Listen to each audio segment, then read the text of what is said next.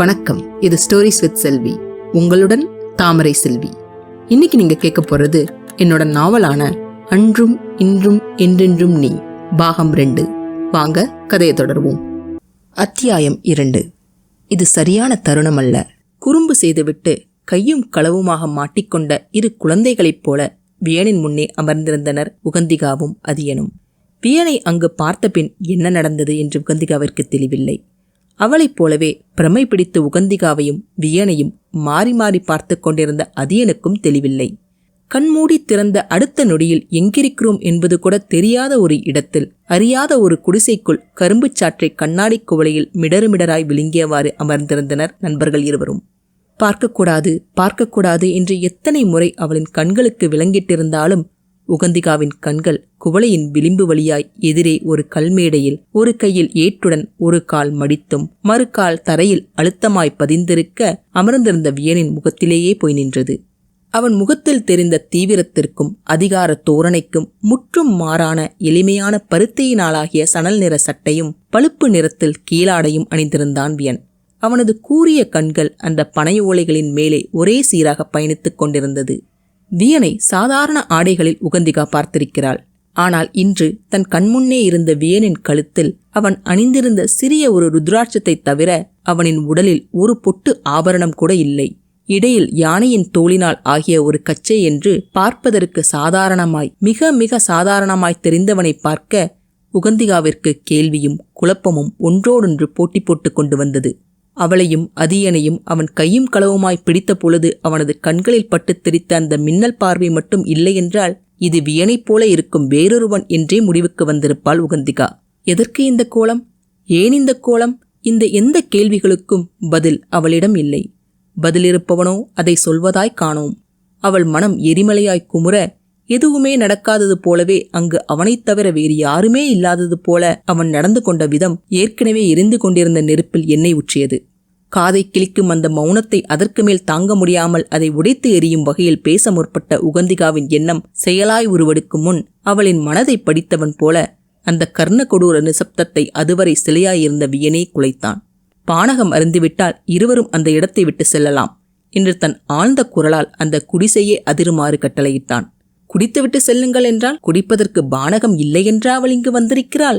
மதியாதார் தலைவாசல் மிதியாதே என்பார்கள். அதையும் மீறி வந்த அவளைத்தான் சொல்ல வேண்டும். வேண்டாம் என்று தூக்கி எறிந்து சென்றவனின் கட்டளையே ஆனால் என்ன? அதை கேட்க வேண்டிய அவசியம் அவளுக்கு என்ன வந்தது? கண்ணெதிரே அவர்களின் திட்டத்தை பார்த்திருக்கிறான். ஏன் இப்படி செய்கிறாய் உகந்திகா என்று ஒரு வார்த்தை இல்லை. என் செயல்களில் அவருக்கு சம்பந்தம் இல்லை, அதனால் கேட்கவில்லை என்று கூட வைத்துக் கொள்ளலாம். ஆனால் இத்தனை வருடங்கள் கழித்து என்னை பார்த்தபோது நலமாயிருக்கிறாயா என்று ஒரு சின்ன வார்த்தை ஒப்புக்காக வேணும் கேட்க வேண்டும் என்று தோன்றவில்லையே அவருக்கு. அவர் மனதில் என்னுடைய இடம் அவ்வளவுதான். சரி, என்னை விடு, நான் யாரோ. ஆனால் என் தந்தை, அவரை பற்றி கூட ஒரு வார்த்தை கேட்க வேண்டும் என்று தோன்றவில்லையா? இப்படி ஒரு நன்றி கெட்ட மனிதனா என்பியன்? நினைக்க நினைக்க நெஞ்சு பொறுக்கவில்லை அவளுக்கு. இவரை நான் வெறுத்து ஒதுக்க வேண்டும் என்று நான் எடுத்த முடிவு சரிதான் என்று மனம் வெம்பினாலும் அதையும் மீறி அவனின் யாரோ போலென்ற வார்த்தை வெந்த புண்ணில் வேலை பாய்ச்சி அடக்கி வைத்திருந்த வேதனையையும் வெறுப்பையும் அவளது மனதில் கிளறியது. தன் கோபத்திலே கனன்று கொண்டிருந்தவளை யாரோ அருகிருந்து குத்துவது போல் தோன்ற அனிச்சையாய் அவளின் உயிர்த்தோழன் அதியனின் புறம் உகந்திகாவின் கவனம் திரும்பியது. வியனின் கவனத்தை ஈர்க்காமல் அவளை அழைத்தவன் அவனேதான். என்ன என்பது போல விழி தூக்கியவளின் கேள்விக்கு தன் கண்களாலேயே அவளின் பற்களின் நடுவே பாவமாய் கடிபட்டு கொண்டிருந்த கண்ணாடி குவளையை நோக்கி ஜாடை காட்டினான் அதியன். அவளின் மனக்குமுறலை வெளியே காட்ட முடியாததாலோ என்னவோ அத்தனை கோபத்தையும் அவள் அருந்திக் கொண்டிருந்த குவளையின் மேல் காட்டிக்கொண்டிருந்தாள் உகந்திகா. இன்னும் சிறிது கணங்கள் விட்டிருந்தால் அவள் பற்களின் துவம்சத்தில் அந்த கண்ணாடி குவளை உடைந்து அவளின் இதழ்களை கிழித்திருக்கும். உரிய நேரத்தில் உணர்த்திய அதிகனுக்கு கண்களாலே ஒரு நன்றி சொல்லிவிட்டு குடித்து கொண்டிருந்த குவளையை கீழே வைக்க திரும்பியவளின் கண்கள் குறுகுருவென அவளையே பார்த்து கொண்டிருந்த வியனின் நீண்ட விழிகளோடு ஒரு கணம் கவ்வி நின்றது. அந்த இரு நண்பர்களின் பார்வை பரிமாற்றங்களும் வியனின் கூரிய பார்வைக்கு தப்பவில்லை.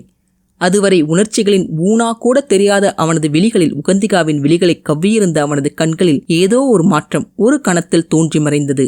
தான் கண்டது கூட கனவோ அல்லது அவளின் ஆசை மனதின் விளையாட்டோ என்று எண்ணும் விதத்தில் அவள் கண்ணில் தோன்றியது என்ன என்று புரியாமல் அரற்றிய மனதை வியனின் குரல் வெட்டி நிஜத்திற்கு இழுத்து வந்தது.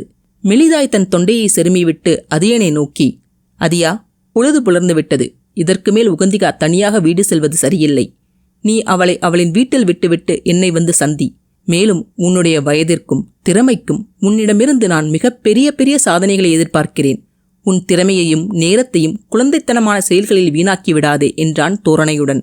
எங்கே உகந்திகாவிற்கு புரியாமல் போய்விடுமோ என்று எண்ணியதாலோ என்னவோ, குழந்தை என்ற வார்த்தையை கூறும்போது அவனது பார்வை உகந்திகாவின் மேல் படிந்து பின் அதியனிடம் சென்று நிலைத்தது.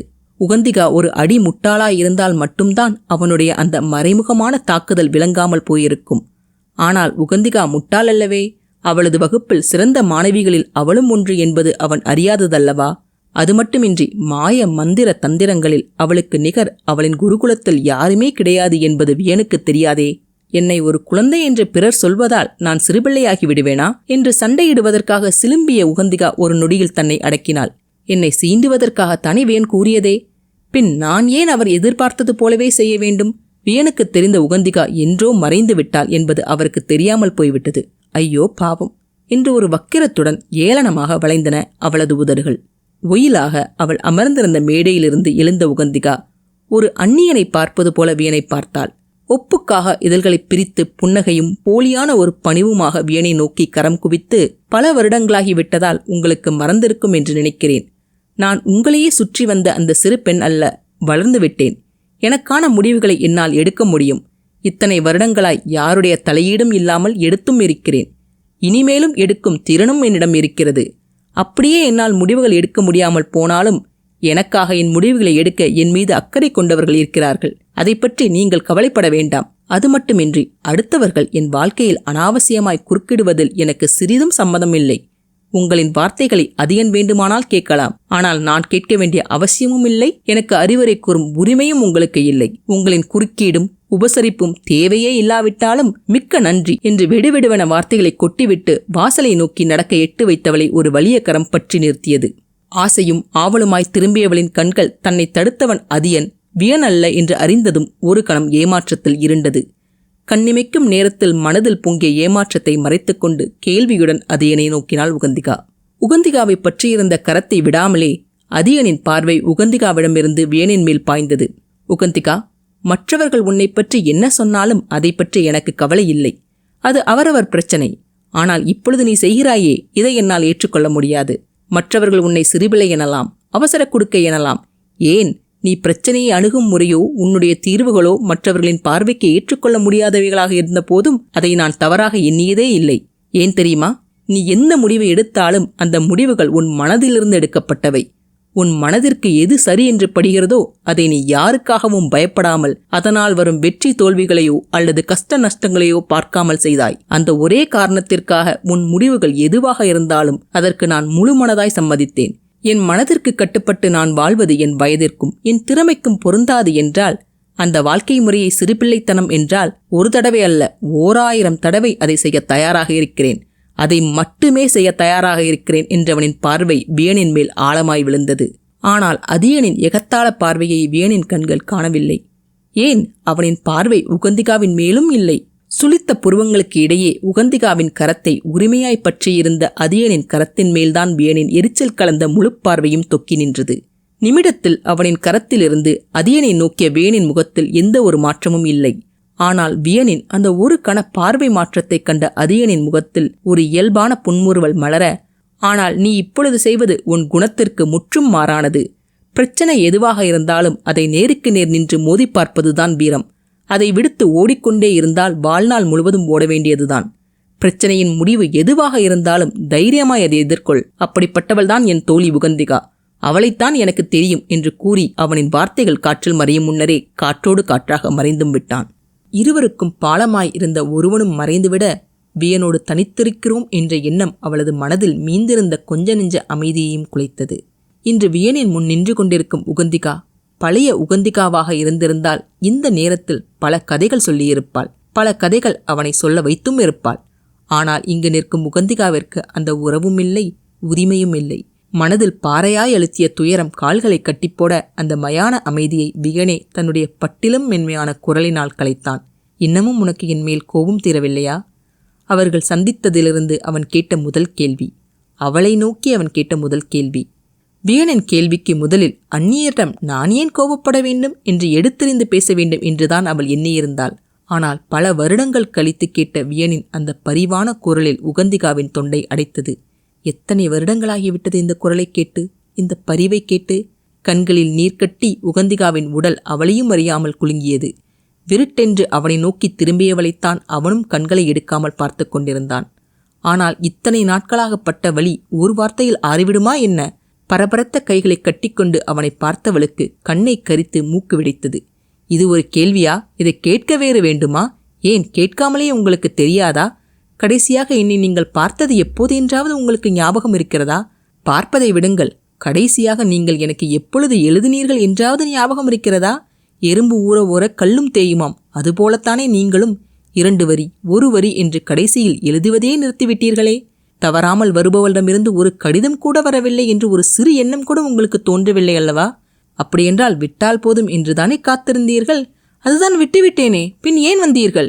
இவ்வளவு வருடம் கழித்து என்னை பார்க்கிறீர்கள், அக்கறையாய் ஒரு வார்த்தையாவது கேட்டீர்களா? இல்லையே, 3ஆம் மனிதனாய்த்தானே என்னை நடத்தினீர்கள். பின் ஏன் இந்த திடீர் பரிவு கரிசனம் என்றால் ஆத்திரமும் அழுகையுமாக? கேட்கக்கூடாது கேட்கக்கூடாது என்று அடக்கி வைத்திருந்த அனைத்து வார்த்தைகளும் அவனின் அந்த ஒரு வார்த்தையில் மடை திறந்த வெள்ளம் போல கரைபுரண்டு ஓடியது. இதில் கோபம் தீரவில்லையா என்று ஒரு கேள்வி வேறு. கோபம் தீர்வதற்கு நீங்கள் என்ன செய்தீர்கள் என்று சீறினாள். அடைத்த நெஞ்சை நீவி விட்டு கொண்டவளுக்கு கை கால்கள் விடவெடத்தன. என்னை பற்றி உனக்கு தெரியாதா கண்ணம்மா? நான் எது செய்தாலும் அதற்கு ஒரு காரணம் இருக்குமென்று உனக்கு தெரியாதா? தனிவான குரலிலே வினவினான். அப்படி என்னை கூப்பிடாதீர்கள். அவனின் கண்ணம்மா என்ற அழைப்பில் மனதின் ஆழத்தில் குழி தோண்டி புதைத்து வைத்திருந்த அனைத்து நினைவுகளும் வெறிகொண்டு வெளியேறி அவளை திணறடித்தன. இருக்கும், கண்டிப்பாய் ஒரு காரணம் இருக்கும் என்றுதான் நானும் நினைத்தேன். இன்று சொல்வீர்கள், நாளை சொல்வீர்கள், ஏன் இந்த கணம் சொல்வீர்கள் என்று நானும் இரவு பகலாக காத்திருக்கத்தான் செய்தேன். புரிந்து கொள்வது என் கடமை என்றால் எனக்கு புரிய வைப்பது உங்கள் கடமை இல்லையா? காரணம் தெரியாமல் உகந்திகாவின் மனம் என்ன பாடுபடும் என்று நீங்கள் ஒரு கணம் கூட யோசிக்கவில்லையே. யோசித்திருந்தால் என்னை தன்னந்தனியாக விட்டுவிட்டு சென்றிருப்பீர்களா? உங்கள் மனதில், உங்கள் வாழ்க்கையில் நானும் ஒருத்தே என்று நினைத்திருந்தால் ஒரு ஒப்புக்கேனும் ஒரு காரணம் சொல்லாமல் செல்ல முடிந்திருக்குமா? இவள் தேவையில்லாதவள் என்றுதானே உங்களால் தூக்கி போட முடிந்தது? காட்டுக்கத்தலாய் கதறிய உகந்திகாவிற்கு நாக்கு உலர்ந்து தொண்டை வறண்டது. நீயா தேவையில்லாதவள்? ஒரு தவிப்புடன் கூறிய வியனின் முகம் பாறையாயிற்று. சரி, இப்பொழுதாவது சொல்லுங்கள். உங்கள் மனதை படிக்கும் வித்தை எனக்கு தெரியாது, அதனால் நீங்கள்தான் சொல்ல வேண்டும். இப்பொழுதாவது சொல்லுங்கள். உங்களின் காரணத்தை என்னால் ஒத்துக்கொள்ள முடியாவிட்டாலும் உங்களின் காரணத்தை புரிந்து கொள்ள முயற்சிக்கிறேன். விரக்தியில் தொடங்கிய வலி நிறைந்த அவளது குரல் தவிப்பில் வந்து முடிந்தது. உதடுகள் இறுக ஒரு தரம் கண்ணை மூடி திறந்தான் வியன். உன்னிடம் சொல்லக்கூடாது என்று அல்ல, அதற்கான சரியான நேரம் இன்னும் வரவில்லை. சரியான நேரம் வரவில்லை. தலை சரித்து ஏளனத்துடன் வியனை நோக்கினாள். இத்தனை வருடங்கள் ஆகியும் இன்னும் அந்த சரியான நேரம் வரவில்லை. சரி, விடுங்கள். அந்த சரியான நேரம் எப்போது வரும் என்றாவது சொல்ல முடியுமா? இன்னும் எத்தனை யுகங்கள் காத்திருக்க வேண்டுமென்றாவது எனக்கு தெரியுமல்லவா? அதையாவது சொல்லுங்கள். கேலியில் ஒற்றை புருவம் ஏற உதடு துடிக்க அவனை கேட்டாள். வியனின் மௌனத்தால் அவளுள் புகைந்து கொண்டிருந்த கோபம் எரிமலையாய் வெடிக்க ஆங்காரத்துடன் தன் காலை தரையில் ஓங்கி அறைந்தாள். அப்படியென்றால் உங்களுக்கு அந்த பெரிய காரணத்தை நீங்கள் எப்பொழுது என்னிடம் சொல்லப் போகிறீர்கள் என்று கூட உங்களுக்கு தெரியாது, அப்படித்தானே? எப்படி உங்களால் முடிந்தது? நான் உங்கள் மேல் கோபமாயிருக்கிறேன் என்று உங்களுக்கு தெரியும் தானே? பின் எப்படி உங்களால் எந்த கவலையும் இல்லாமல் சந்தோஷமாக வாழ முடிந்தது? என் கோபம், வருத்தம் எதுவுமே உங்களை பாதிக்கவில்லையா? இத்தனை காலம் நான் எப்படி வாழ்ந்தேன் என்றாவது யோசித்திருக்கிறீர்களா? ஒவ்வொரு நாளும் நான் நரக வேதனை அனுபவித்ததை பற்றி உங்களுக்கு எந்த கவலையும் இல்லை. உங்கள் கவலையெல்லாம் உங்கள் காரணமும் சரியான நேரத்தையும் பற்றியும்தான். உகந்திகா இக்கேடு கெட்டு போனால் என்ன, அப்படித்தானே? குரல் தாழ்ந்து திணறியது. அவளின் அந்த காட்டுக்கத்தலுக்கும் அவனிடமிருந்து எந்த பதிலும் வராமல் போக மரமாய் அவன் நிற்பதைக் கண்ட உகந்திகாவிற்கு மனம் வெறுமையில் நிறைந்தது. ஆழ்ந்த மூச்சை உள்ளிழுத்து கொண்டு, உங்கள் இதயத்திலும் உங்கள் வாழ்விலும் என்னுடைய இடம் என்னவென்று எனக்கு நீங்கள் தெளிவாக சொல்லிவிட்டீர்கள். ஒரு கண அமைதிக்கு பின் தன்னை ஆசுவாசப்படுத்தி கொண்டு அவளே தொடர்ந்தாள். உங்களுக்கு மறந்திருக்கும், நீங்கள் என்னை கடைசியாக பார்க்க வந்தபோது என்னிடம் சொன்னீர்கள், எனக்காக மீண்டும் திரும்பி வருவேன், காத்திரு என்று சொல்லிவிட்டு சென்றீர்கள். நீங்கள் திரும்பி வருவீர்கள் என்று எத்தனை வருடங்களாய் காத்திருக்கிறேன் என்று தெரியுமா? காலையில் கண்விழிக்கும் ஒவ்வொரு நாளும் இன்று நீங்கள் வந்துவிடுவீர்கள் என்ற நம்பிக்கையில்தான் புலரும். ஆனால் என்னுடைய ஒவ்வொரு இரவும் நீங்கள் இன்றும் வரவில்லை என்று ஏமாற்றத்தில்தான் அயரும். நான் உங்களுக்கு கொடுத்த பரிசையாவது பார்த்தீர்களா? அதை செய்வதற்கு நான் எத்தனை நாட்கள் இரவு பகலாக உழைத்தேன் தெரியுமா? உணர்ச்சிகள் அனைத்தும் மொத்தமாய் வடிந்துவிட நிராசையுடன் அவனை பார்த்தாள். கல்லாய் இறுகி போயிருந்த வியனை நேருக்கு நேராய் பார்த்தாள். பார்த்தவளுக்கு மனம் வலித்தது. அவனை பிரிந்ததில் அவளுக்கு மட்டும்தான் இந்த வேதனையும் தவிப்புமா என்று புலம்பிய மனதைக் கண்டு எள்ளி நகையாடியது அவளது அறிவு. அந்த அவமானத்தில் உள்ளம் குன்ற அவளின் முழு உயரத்திற்குமாய் நிமிர்ந்தவள் ஒரு முடிவுடன் எந்த உணர்ச்சிகளுமின்றி, கடைசியாய் கேட்கிறேன், காரணத்தை சொல்ல முடியுமா முடியாதா? வேதனையை உள்ளடக்கிய குரலில் ஒருவித மன்றாடலுடன், உகந்திகா, அதற்கான நேரம் இன்னும் வரவில்லை. நான் சொல்ல வேண்டிய நேரம் வந்துவிட்டால் அதை முதலில் உன்னிடம்தான் கூறுவேன். நான் உன்னிடம் வாக்கு கொடுத்தது போல கண்டிப்பாக உனக்காக உன்னிடம் திரும்பி வந்தே தீருவேன். ஒவ்வொரு வார்த்தையின் தெளிவு அவனது உள்ளத்தின் படபடப்பை மறைத்தது. பரிகாசத்தில் உகந்திகாவின் உதடுகள் வளைந்தது. எனக்காக என்னிடம் திரும்பி வருவீர்கள்? ஒரு கசந்த புன்னகையுடன், நீங்கள் திரும்பி வரும் வரை நான் காத்திருப்பேன் என்று நிச்சயம். மறுப்பாய் தலையை அசைத்துவிட்டு, நீங்கள் வரும் வரை காலம் கடந்துவிடாது என்ற அகம்பாவம் என்றால் பீதி தரும் ஒரு அமைதியுடன். அதற்கு மேல் அவள் அங்கு ஒரு நிமிடம் கூட தங்கவும் இல்லை. அவனின் பதிலுக்காக காத்திருக்கவும் இல்லை. வேனின் கண்ணெதிரேயே காற்றோடு காற்றாக மறைந்தும் போனாள். சில கணங்கள் வரை உகந்திகா நின்றிருந்த இடத்தையே வெறித்து பார்த்து கொண்டிருந்தான் வியன்.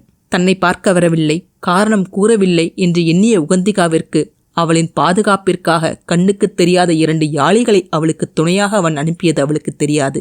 அவளின் பாதுகாப்பிற்காக தினம் தினம் அவன் எடுத்து வந்திருக்கும் நடவடிக்கைகளும் அவளுக்கு தெரியாது.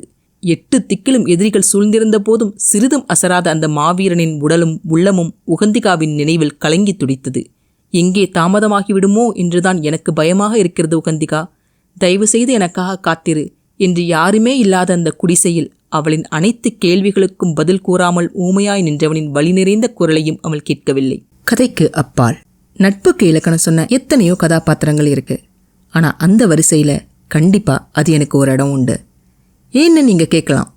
நட்புங்கிறது நம்ம ஃப்ரெண்டு போற வழியில பிரச்சனை இருக்குன்னு மட்டும் சொல்றது கிடையாது. அப்படியே அவங்க அந்த வழியில போய் அடிபட்டு வரும்போது, நான் அப்பவே சொன்னேன்லன்னு சொல்லாம, பரவாயில்ல நான் இருக்கேன்னு ஒரு தோள் கொடுக்குறாங்க பாருங்க, அதுதான் உண்மையான நட்பு.